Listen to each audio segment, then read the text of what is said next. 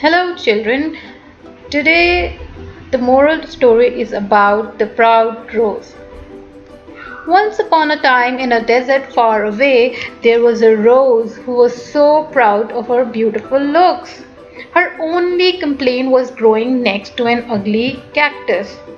Every day, the beautiful rose would insult and mock the cactus on his looks, all while the cactus remained quiet. All the other plants nearby tried to make the rose see sense, but she was too swayed by her own looks. One scorching summer, the desert became dry and there was no water left for the plants. The rose quickly began to wilt.